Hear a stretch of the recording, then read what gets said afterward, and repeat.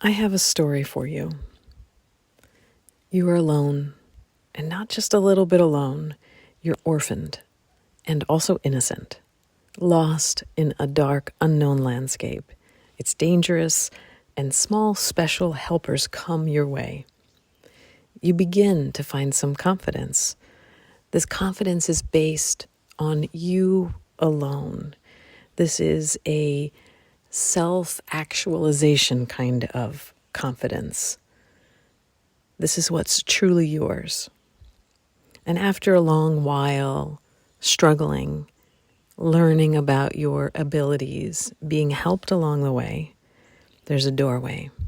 I see it like a door in a tree, and it's cozy and warm inside, lit with candlelight and a crackling fire. You enter, exhausted, and there you find a great treasure. You are inside happily ever after.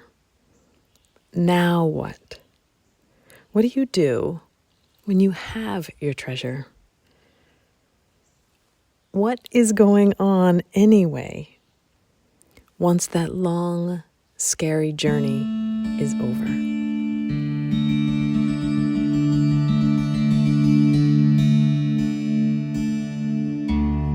Hello, I'm your host, Anne Headley, and this is my podcast, What is Going On Anyway, where I contemplate the current moon and what that means for me as a pathway through daily life.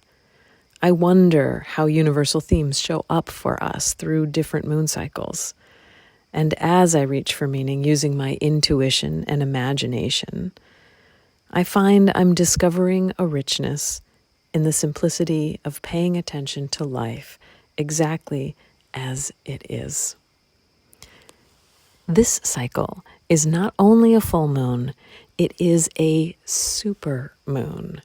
And they're calling it a blue moon, which typically means the second full moon in a month, but this is called a seasonal blue moon. So this is the second full moon of this season, which, I don't know, does that really count? To me, that's not really counting the same way that I think of a blue moon. But anyway, we've got a super sturgeon blue moon. So the super part of it means that it's just a little closer, so it appears larger in the sky. And the sturgeon moon has to do with the Farmer's Almanac decided that it's a sturgeon moon. There's lots of names for moons. You can look at all of the different folks around the world and how they name the moons. But for now, I'm sticking with this one, the sturgeon moon. Now, I just told you a little story in the intro about having great treasure, discovering that it's here. Maybe it's been with us all along. Those are sort of themes of the stories and the tales that we like to tell each other. We like to watch movies about it. We like fairy tales around these things. And what if this is what we're facing right now? That's what I'm wondering about. And if the case is that we have great abundance at our fingertips, I'm thinking we have to get really good, really quickly at listening to our inner guidance. And I've been talking about this, straight back to myself. Come on, Anne. Listen to yourself. You've got it. You've got the answers. You've got the guidance within you.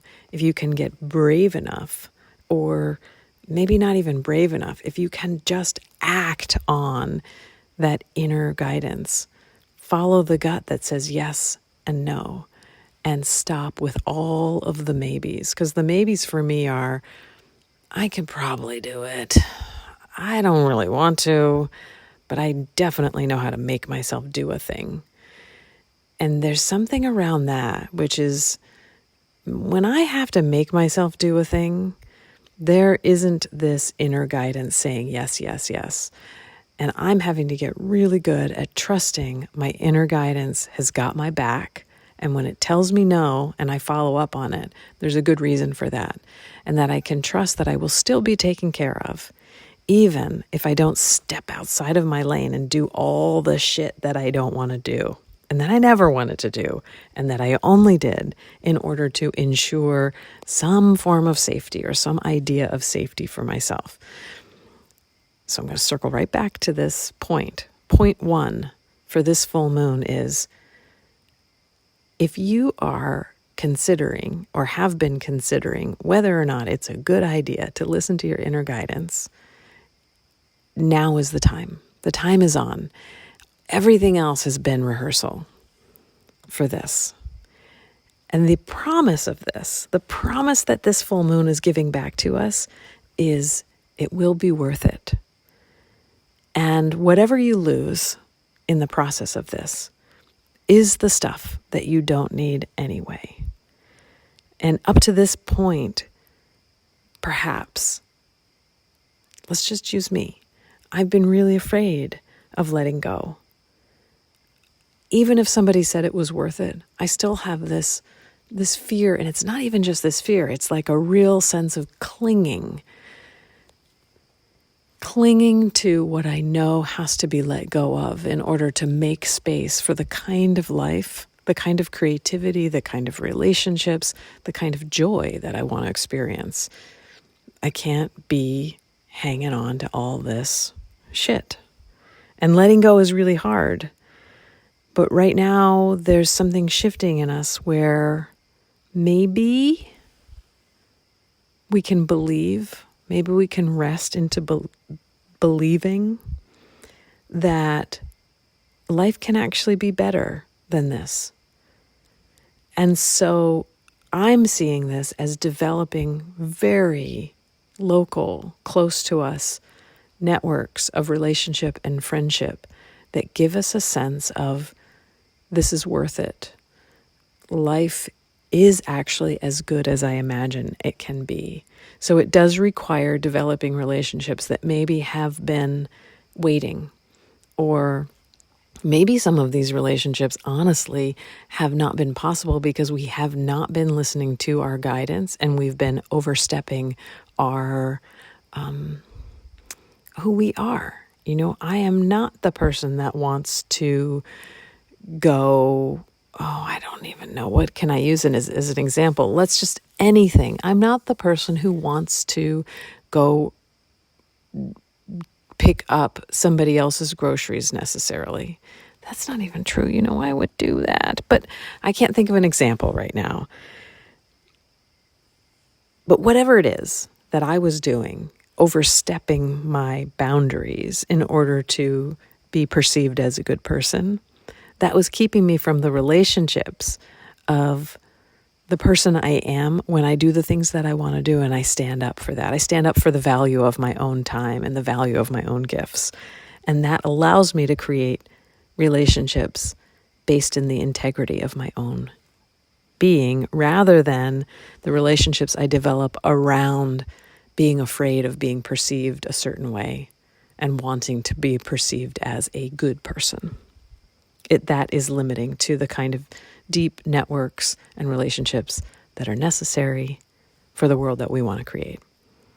And, you know, this, I would say this anyway, but there is something, my feeling, my imagination about this full moon is that there is something now that is flipped on, and that we have the resources to create more of the kind of world that we want. And the time is now. So one thing that came up for me is take a look at your disaster scenarios, the ones that go in your head. We have similar ones and probably unique ones. We had, before the pandemic, there probably was something going on, or there was in my mind, of what do we do when the shit hits the fan, right? There's, we've got plans about how we're going to manage it. There were family members that were like, we're coming to your house if everything goes to shit. And during the pandemic, that didn't happen, but we had to enact some of our ideas about what do we do if there's disaster. And I'm not saying that there's going to be disaster. I'm just saying that the plans that we had for the pandemic, okay, we weren't planning the pandemic, but the back of the mind ideas about disaster, when the pandemic hit, we enacted some of those ideas that we had of how would we behave. And what I know about myself is that I was in such a state of stress and shock that I didn't even really have a plan of who am I when the outside world feels like it's unstable. I kept feeling myself waiting and waiting for the stability to return rather than creating deep stability inside of me and in my family life. Not to say that it wasn't stable. That's not what I'm talking about. We all did the best we could. But knowing what we know about how we handled pandemic time and how we're still handling COVID and what we do about shared illness, how would you manage if the world had another sort of global event that required you to behave as if there was some kind of disaster? Like, what's your disaster readiness plan is what I'm asking. I think we need to rethink that. And that also involves some of the local networks that we're creating because we want a good world. I hope it doesn't sound like I'm speaking in code. This podcast was not hard to know what I was going to talk about, which is really interesting because the past couple I was like, I don't even know if I have anything left to say. This one was like, ready, set, go. And there's more. So let's keep going. So we're looking at how do you take care of yourself? Like, do you have a basic routine that you can count on? I don't think I do. The basic routine that doesn't have to do with what I'm doing any particular day, but like, what's the really basic thing that I know consistently makes me feel great? I sort of know what it is. I just don't always do it. The other thing is, I don't even know why. Maybe because there's so much in America right now. There's so much politically, I'm trying to think of the right word. There's just a lot going on. This is an election year for us, and so there's just a lot going on. But I'm asking you, have you looked at the Constitution lately? And not just the United States Constitution, but have you looked at your particular state's Constitution? Because if we're diving into some kind of unpredictable change, and if things are going to sort of turn upside down and inside out, I do believe that's what's happening inside of us, that we're becoming more integrated, more aware of who we are, that we have to be more honest about who we are, both inside and out. And I think that might also happen on the outside, that there might be some more sort of unpredictable changes. The election just feels weird already, so I imagine it will keep feeling and being weird.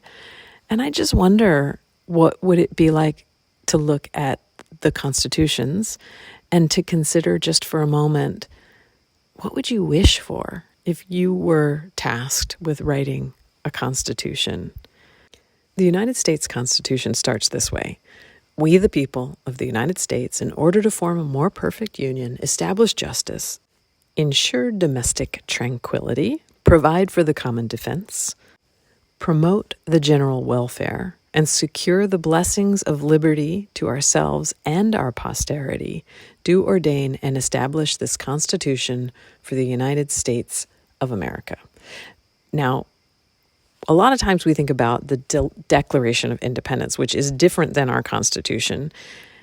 The Declaration of Independence is what a lot of us think of that the United States stands for.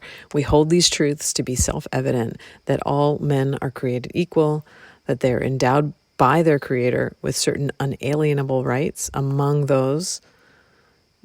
these are life, liberty, and the pursuit of happiness.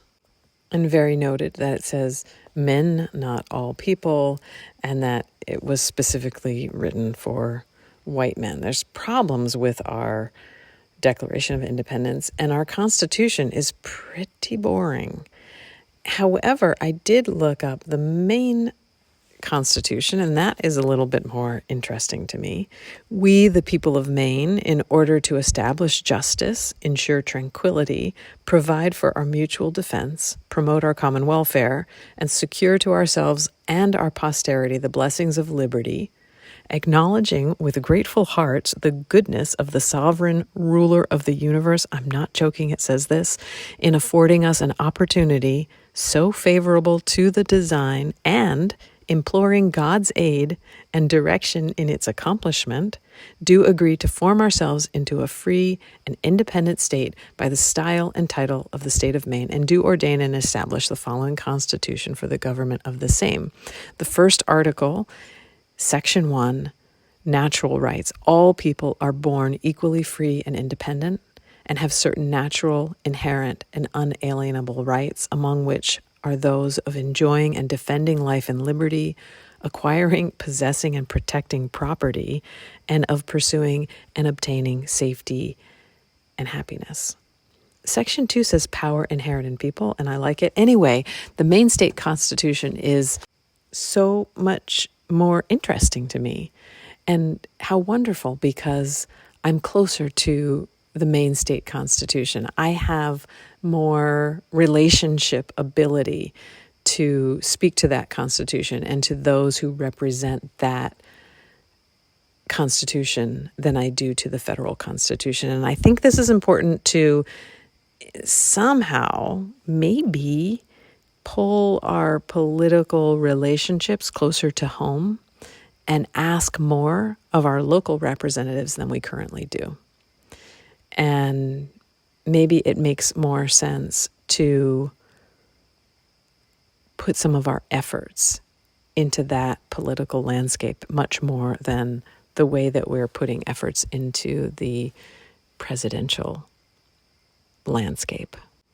Because really, if there's some desired outcome on the other side of all of this efforting, there is the hope of some change. There is the hope of the new world, hope of the new earth, and that we've wondered over, and we've sort of collectively dreamt up together this idea that there could be a new way of doing things.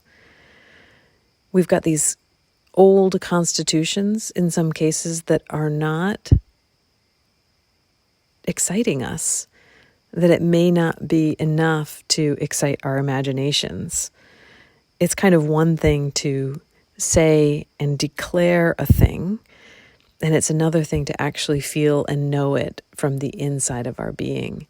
To say all men are created equal, and to say it in such a way that it could exclude some people, is a really different thing than knowing from the very deepest part of your being that you and your neighbor are made of the same atomic material, that you're the same, that in the eyes of the Creator, whatever that may be, you're made of the same stuff. And knowing it deep within creates a kind of equality that is undeniable. There's no way that you can say one thing and do another. And I think somehow probably our political world needs to reflect more of that internal knowing. I thought this was going to be easier.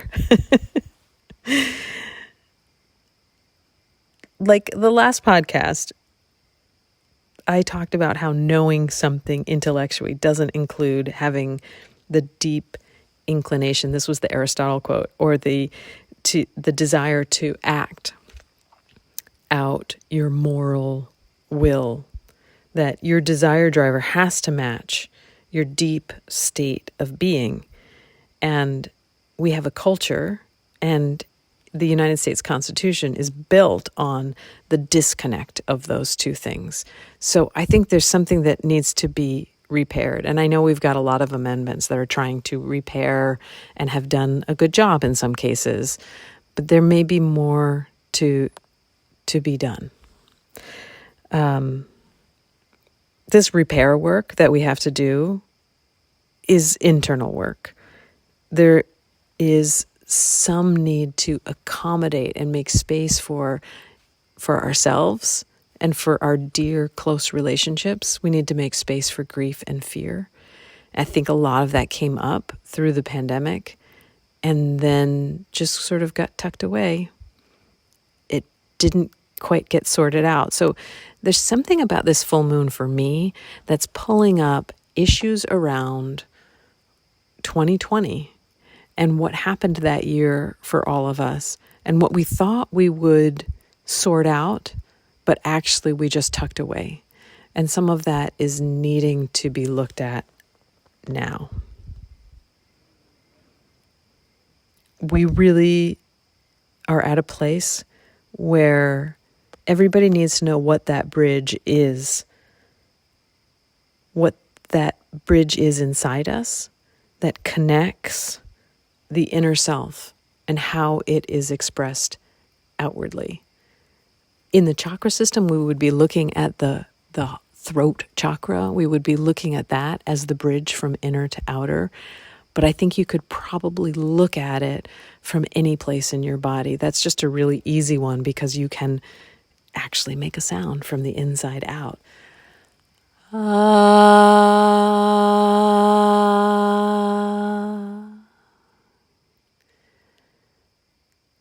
I keep getting like I'm hearing as if there's like somebody with me. That sounds a little creepy, but there's not. It's just me.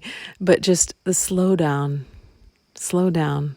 You don't have to, none of this is a big deal. We can go slow.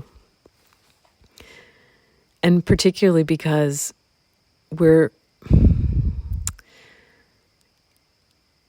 it's like I don't want to say this in any way that incites any kind of fear, but let's just practically look at it. As we go into a sort of turmoil state, there's big weather events that keep happening. There is political instability all over the world. There's food insecurity. There's global connectivity problems, like we'll hear about different kinds of outages, glitchiness that in places that we would expect to be able to have full connectivity. And all of those things incite fear in us, and we are going to feel fear. And our job in that moment, or when it comes up, is to ground into what we know is comforting and real about everyday life. And how do we remain stable? Like make ourselves a cup of tea, get our feet on the ground, notice where the sun is rising in the sky, look at the stars at night. Like what are those things, coming back to this idea of I know what the things I can do every day are that make me feel great. And I don't always do that. And sometimes I'll actually look at the news, like on my phone in the morning, before I even check in with myself and the weather outside and how it feels to be awake in the morning. And I will let whatever kind of news reel is going on kind of affect my day before I insert my will into my day. And I think that's a little turned around and upside down. And I think that's something that really, for me, I'm needing to look at with this full moon. So the ideal is to keep establishing my relationship with loving being grounded, the center grounded,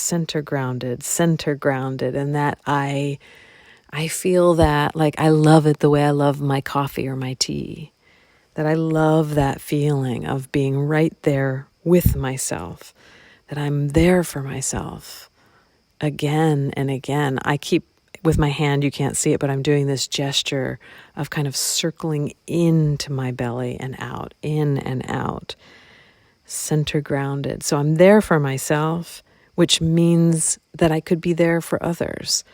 It makes me regularly grounded, and it's easy, and it's daily, and it's really, really mundane. And when I feel that way, then I have this deep knowing that it's important, like things that I believe in, like clean water for all. That makes sense to me. Clean air, big swaths of protected nature. I believe in nourishing and generative health care for all, and generous care for our youth and our elderly. I believe in space and time for creative pursuits, and support, like neighborly support for home care and maintenance and disaster relief. And that comes from that practice of getting my center ground daily and making it become so easy and natural and regular that I want that for everyone. And that's not where I'm at, just full disclosure, right? It sounds good. That's not where I'm at, and that's not where I have been. I feel like right now it's sort of like, hey, the wisdom or the guidance or my imagination right now says, just don't mess around anymore. You know this is good for you. You know that it's no big deal. You know this isn't like heady or haughty or it's not high-minded. It's just like simple. What is the thing that actually feels the best for me in the morning? And it really isn't checking my phone. It really isn't even having a cup of coffee first thing in the morning before I have a big glass of water. It's like making those kinds of simple decisions for myself. Again, the wisdom says, pull your government closer to home, demand more of your very local governance, know who is speaking for you, or maybe speak for you, that you might be called to be more active in your local town, city governance. There's this cool thing in Maine. In our Constitution, Section 25 is right to food. All individuals have a natural, inherent, and unalienable right to food, including the right to save and exchange seeds, and the right to grow, raise, harvest, produce, and consume the food of their own choosing for their own nourishment, sustenance, bodily health, and well-being, as long as an individual does not commit trespassing, theft, poaching, or other abuses of private property rights, public lands, or natural resources in the harvesting, production, or acquisition of food. Cool, right? I don't know that there's right to food in our federal constitution. And then each town also has ways of protecting the citizenry of the town. And all of this is very interesting, and it feels like, oh, I am being heard and I'm being protected by a constitution that feels like it's listening to me.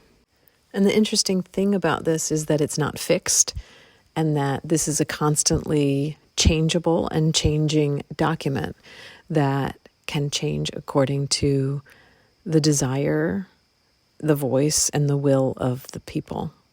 And it just seems like right now is a good time to look at that. Where do you live? And what are the governing bodies? And how do you have relationships with that? And these are all outside things. It's even more important to address how you can be inwardly resilient right now. It's really, just like I said, needing to establish the daily, regular way of anchoring yourself, at least physically. There are ways of emotionally anchoring yourself, mentally anchoring yourself, but for me, physically feels very accessible. That center grounded phrase keeps coming back, like I said.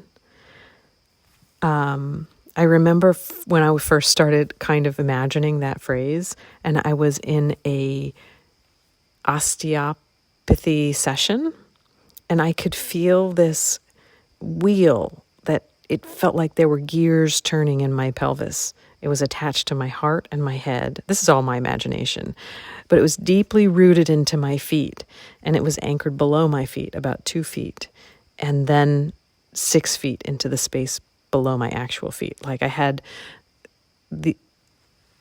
it felt as though I was imagining seeing gears turning at my feet, my pelvis, my heart, and my head, below my feet 2 feet, and then again 6 feet below that. And when I concentrated on this activity with my breathing and my imagination, everything was, it's the most delicious feeling of being centered, peacefully centered inside myself and anchored into wherever I find myself, wherever I'm located. Sort of like it doesn't matter. I could be here, I could be there, I could be sitting next to my talkative somebody that maybe I just need to listen to but don't have to spend a whole lot of time processing. And I can just spend most of my concentration on that center grounded feeling of rooting through and below my feet wherever I find myself on the earth. And this calm sense of, it's kind of like this very subtlest joy. And this is the process that I began to do while I was working and trying to avoid exhaustion and overcaring. My previous default, which you've heard me say over and over again if you've been listening to these podcasts, but the default has been abandon that center ground to go try to be somebody else's center ground. Never works. This is the first time I've had a real physical, imaginary sensation of what that feels like to be inside my center ground. So my new pattern making includes staying center most of the time, or at least making it more habitual or something that I can remember feels good. And so the center groundedness is actually my caretaking in action, my exalted caretaking, if you will. And it begins with myself, turning unconditional friendliness towards myself. We've all done that at least once, right? Turning unconditional friendliness back towards myself. That is sort of what it feels like, those gears turning. And it really, in that moment, is so, so sweet. I feel the same way about this as I feel about romantic adventures. And of course, that's great with a partner. But somehow, a partner's otherness will eventually and always break that spell. And that's as it should be. Yay for developing communication skills and all the resources we learn from relationships this way. But can you remember, you have to go back wherever it was, that kind of romantic charge, that, what do they call it? New relationship energy, right? And that is a powerful thing. It's world making, it's inspiring, it's electricity. And when that becomes turned back towards oneself, I think something magic happens. I think it's like creating free energy. Is it like free electricity? It's definitely some kind of free energy, because we don't ever have to disappoint our own selves. We don't ever have to other our own selves and be like, oh, you're not gonna go swim naked at sunrise on the eclipse with me, or, whatever it is that we think our romantic partners might do with us. And then it turns out they're just not into that stuff. Whatever those dreams are, you can always do that for yourself and be that person for yourself. Does that make sense? We don't ever have to disappoint our own selves. We do. I know we do, but we don't have to. We can be the romantic partner that we always dreamed of. We can be romantically involved in a love affair of our own. And the amazing thing, I'm sure you could do this with other people, but you can definitely do it with yourself, that you can't find the edge of surprise on this inner discovery. You can say, oh, I know myself, but that's not quite ever true, It's, if you say, I know what I like, I know, that's it, end of story. That's sort of like an old marriage that maybe began with unrealistic expectations based on false assumptions. Partners believe they know one another, and then they stop being interested in the mystery. We don't have to do that with our partners, but we don't have to do that with ourselves, first of all. And I think when we start discovering new things inside of ourselves, then that makes it even more fun and interesting to share with our partners and our friends and share in our close relationships. Like we can share the stories. Like, hey, you know what I found out about myself? I love this. Sometimes I worry like that I'm sounding too Pollyanna-ish, like, it's just easy, just love yourself. Don't worry about relationships, just love yourself. Have relationships, do everything that you want to do, but also don't forget about how fun it is to be you. Like, you are just the most unique, special thing there ever was. There's nothing like you. You might as well be the one to explore it. Only you know the things that bring you joy or silliness or a little bit of satisfaction here and there. You know it. Nobody else knows it the way you do. So you might as well love having those interactions with yourself. I have to keep telling myself that I'm allowed to love my changing body. And with all the creaks and the groans of aging and the hot flashes of menopause, and it's like I can revel in my senses and their ability to bring this world to my body. So I smell the wet grass and I bring it into my body. And I bring it into the body that has plantar fasciitis. But you know what? That actually, not that you need to know this, but that's getting so much better. I have to say that things change. My feet feel great right now. But back to this thing of my declaration is that I'm allowed to love myself no matter what stage of life that I'm in. I'm allowed to, this is sort of a form of activism for me. It always has been that I'm allowed to deeply love myself no matter what state of life I'm in, what stage of life, no matter what's going on outwardly. As I'm thinking this, I also wonder, why aren't we more amazed? Sometimes aren't you just amazed that you can see the stars, that you can hear the crickets outside, that you can smell your dinner and the roses? And smell the roses, it's cliche, but I was leaving dance a couple weeks ago and I walked out and there was this garden in Rockport, and they were the most beautiful, like double, triple roses, old roses. And I put my nose right into it, and I just couldn't get enough. It was the most beautiful smell, and I just stayed there, and I smelled and I smelled. And it's like, sometimes why aren't we more amazed by what our senses do for us and how they merge us with the world around us? I think last podcast I talked about samadhi, because that was one of those little random or chance things that I brought into the podcast. But samadhi, that sense of merging with what is, or merging with God, or merging with existence, that you can do that with your senses. Like for senses, birdsong, hot baths, warm cookies,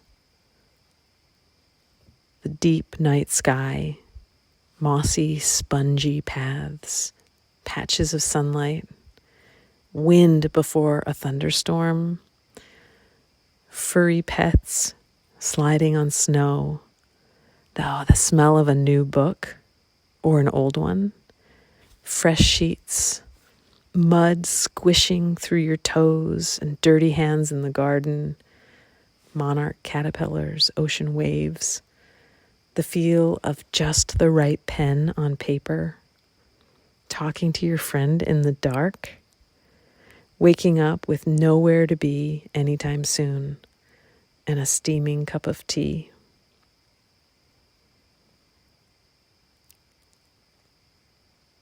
Loving our senses. And so once again, I'm going way back around, circle round. The message is to manage your fear. There will be plenty to be afraid of. And this is the real confrontation. I hesitate to use the word battle, but it actually sort of fits here. Your battle is not to fight like a political opponent here or something outside of yourself. It is to stop fear from taking over inside of you. If you don't know what that is, take some time to recognize when fear comes up. See what it feels like and know that inside of you. And then ground into the deepest part of you that loves being alive, that loves everything that, and your own lists of things that you love to experience through your senses, what you love about being alive. And here we go, how being alive is in relationship to death. And that feels, by knowing that this is temporary, it feels generative somehow. That you have a reason to be, because all of this that you are now exists with death as a companion. That this life, this unique expression of you, does not last. And this matters because knowing this can push us to create and express ourselves in this world. I'm not talking about big things. I'm talking about managing your day-to-day life, bringing all of your creativity to the table. Like figuring out what you are going to have for breakfast based on what you find in your fridge, and pleasing yourself with the decisions that you make.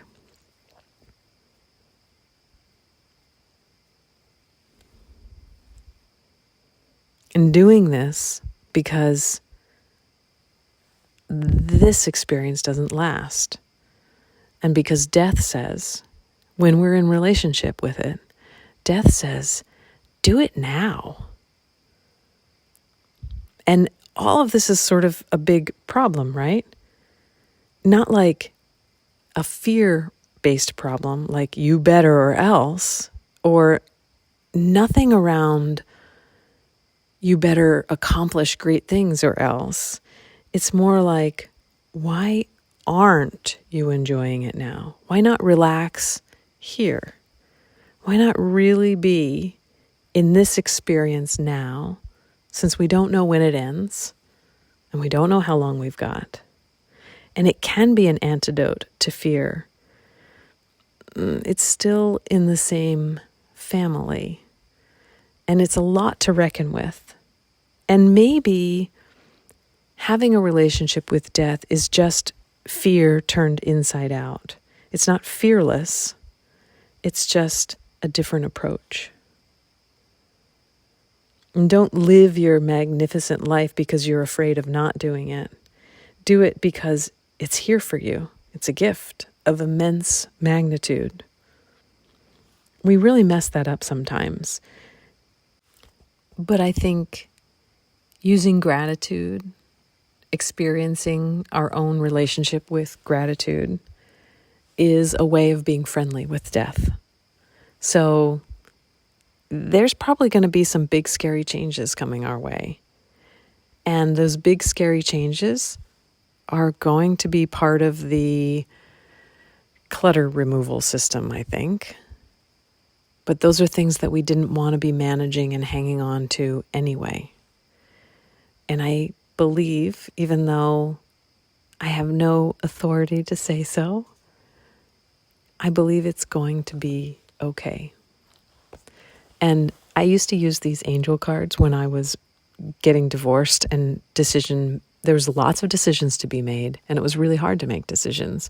So I pulled these angel cards out, and this is what I got for us for now. You're ready. Success!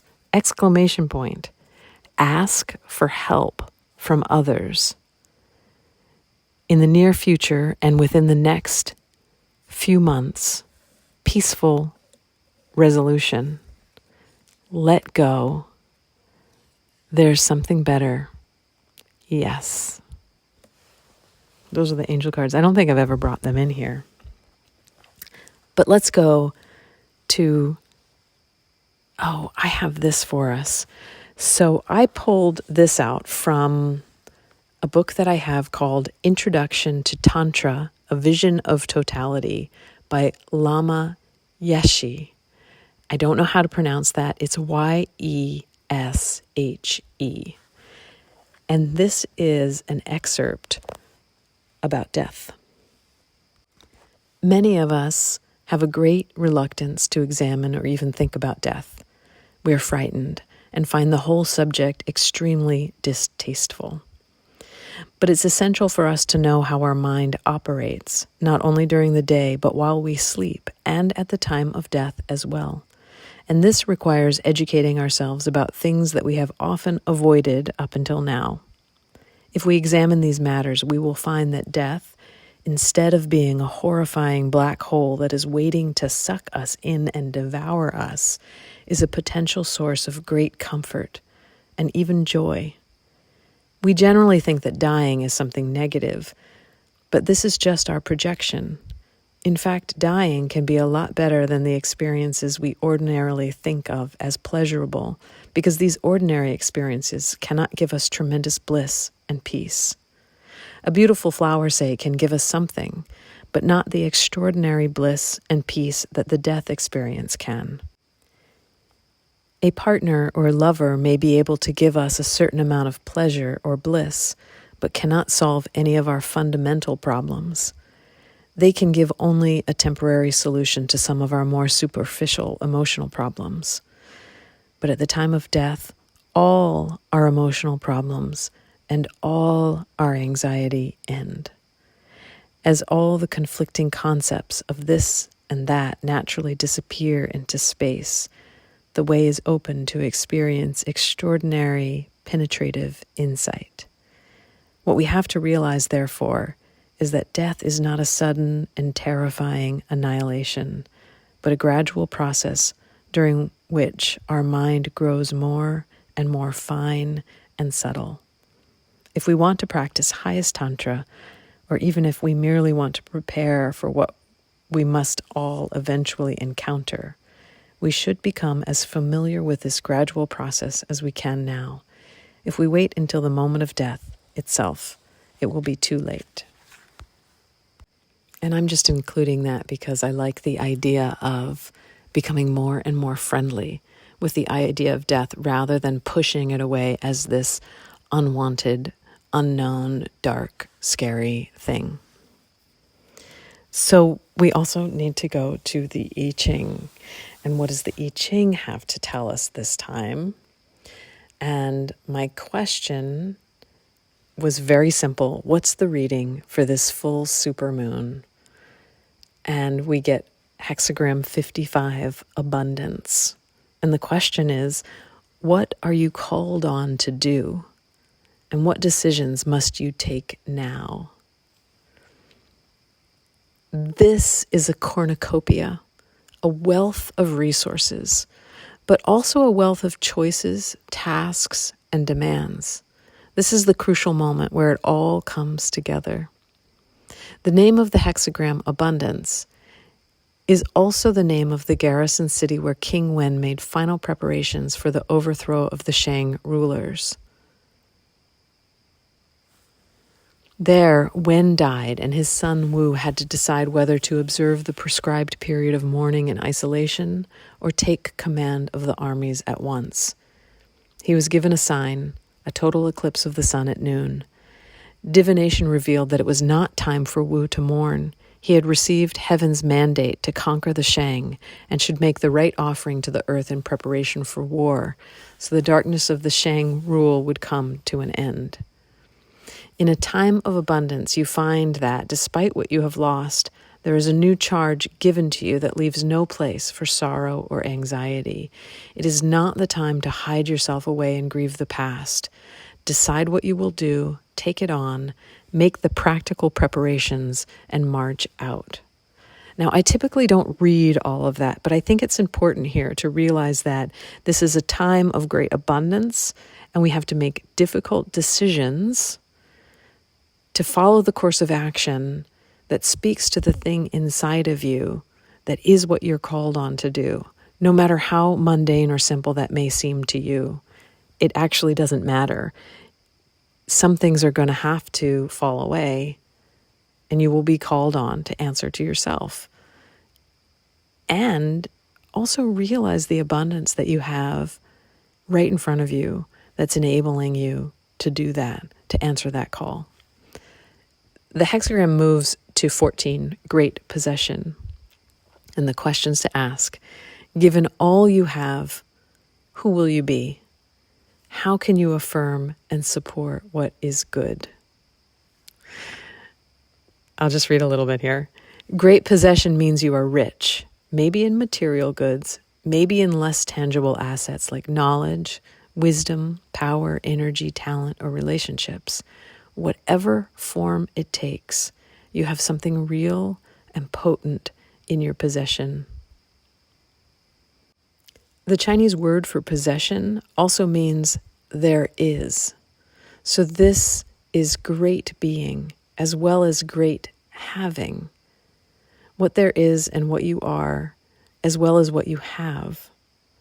The ancient form of the character shows an outstretched hand which may hold an offering. To possess is to offer. What you have is, by definition, what you can give. And what you have and can give is great. This is pure potential, an opening to the source, and a promise of abundant energy ready to enter into circulation and become creatively active. And that's our reading. It doesn't get better than this. It just takes being brave. And I'm just reminded right now of that class I took, Freedom Yoga with Eric Schiffman. Relax. Love more. Be brave. That was what he gave us. Relax. Love more, whatever that means to you, and be brave to keep doing that. That's all I have for you. Oh, no, it's not. I need to add here, as we contemplate our treasures, our gifts, and our talents, let's also remember the basic resources that we all have, the source of our physical life, the water, the air, the soil, and consider how we can also become stewards of these resources and act outwardly as we believe inwardly that they belong to us all and that we all have equal access to clean air, pure water, and nourishing soil. I ask you to use this prompt, I dare to believe, and see what comes up for you. I dare to believe that my life matters and that I have something inside of me that wants to see the light of this world and have some teeth. I dare to believe that life is more than just the living and that those who have died have a say in the ongoing story of things.